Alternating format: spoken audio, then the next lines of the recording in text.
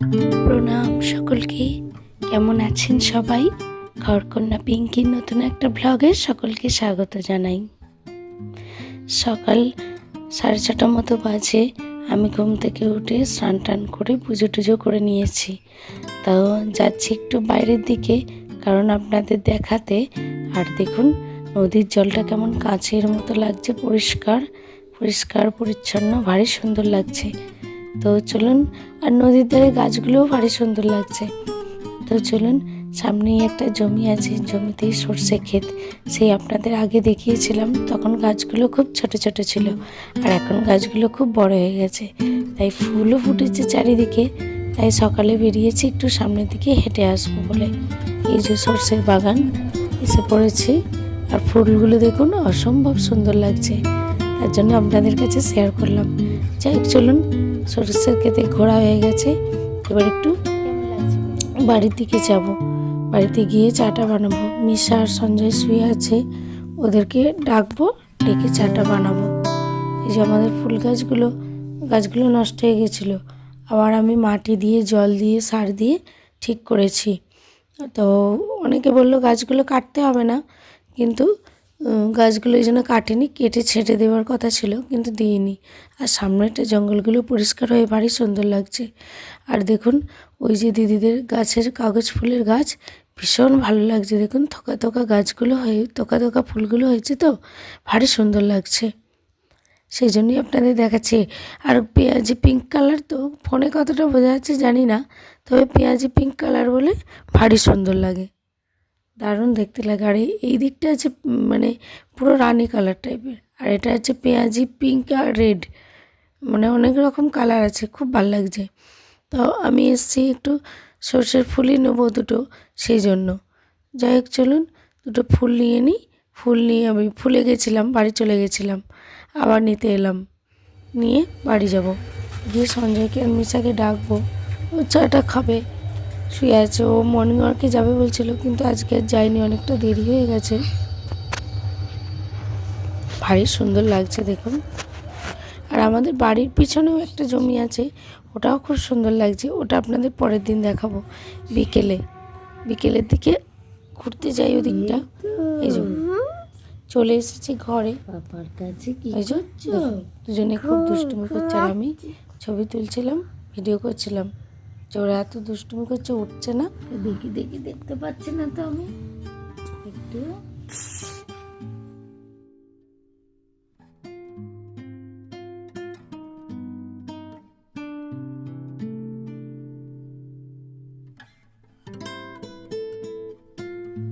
কিছুদিন আগে মাসি শাশুড়িদের বাড়ি গিয়েছিলাম। মাসি শাশুড়িদের গাছের বেগুনগুলো দেখুন, অনেক নিয়ে এসেছিলাম, সেটা ভিডিও করা হয়নি। আর বেগুনগুলো কি বড় বড়, একটা বেগুন 500-700 করে ওয়েট, মানে এত বড় বেগুনটা। ছবিতে হয়তো খুব একটা বড় লাগছে না, কিন্তু ভালোই বড়। যাই হোক সবজিগুলো কেটে নিয়ে রান্না বসিয়ে দিয়েছি। ভোলা মাছ নিয়ে আসতে বলেছিলাম, এদিকে ভাত বসিয়ে দিয়েছি, আর এদিকে ভোলা মাছ রান্না করব। ভোলা মাছটা ভালো করে লাল লাল করে ভেজে নেব, নিয়ে সুন্দর করে শুকনো শুকনো ঝাল করব। তো ভোলা মাছ খেতে কার কার ভালো লাগে কমেন্টে জানাবেন। আমার কিন্তু ভারী সুন্দর লাগে, আমি খেতে চাই, কিন্তু সঞ্জয় খুব একটা পছন্দ করে না, ওই জন্য আনতেও চায় না, খুব কম আনে, খুব কম। আজকে জোর করেই একটু নিয়ে আসা করিয়েছি। হ্যাঁ, ভীষণ ভালো লাগে এই শীতকালে সামুদ্রিক মাছ খেতে, কিন্তু ও খেতে চায় না, কি বলবো।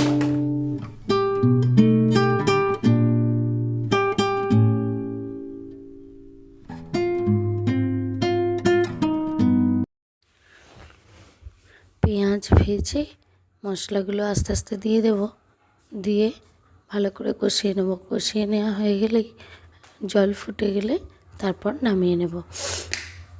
যাই হোক চলুন, আমি একটু তাড়াতাড়ি করছি, মিশার বাপি ডিউটি যাবে তার জন্য।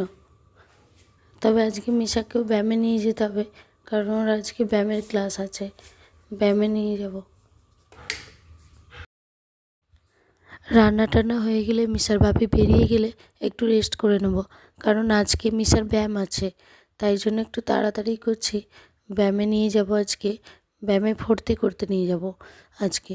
নতুন অনেক দিন থেকেই ভাবছি যাই হোক চলুন, মাছে আবার একটা বেগুন ভাজাও দিয়ে দিয়েছি জানেন।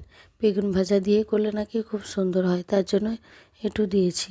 দেখি কেমন টেস্ট হয়। আমি তো কোনোদিন বেগুন দিয়ে খাইনি, অনেকেই বলে শুনেছি, সেই জন্যেই।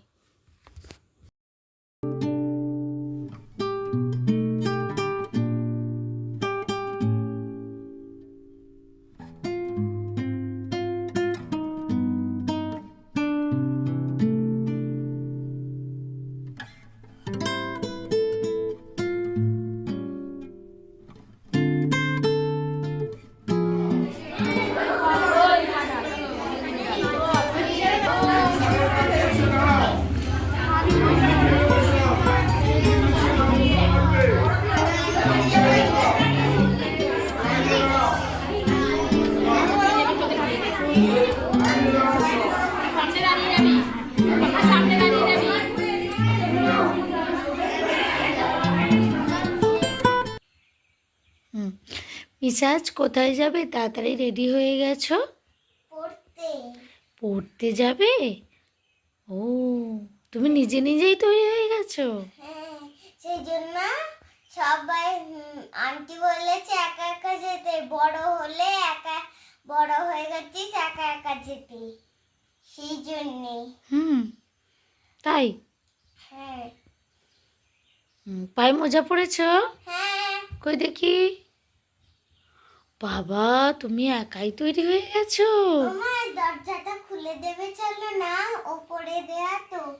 ও এবার আচ্ছা। আমি বই পাত্র নেব। কাই পেন্সিলটা ভরে দিয়েছো? হ্যাঁ, দিয়েছি তো।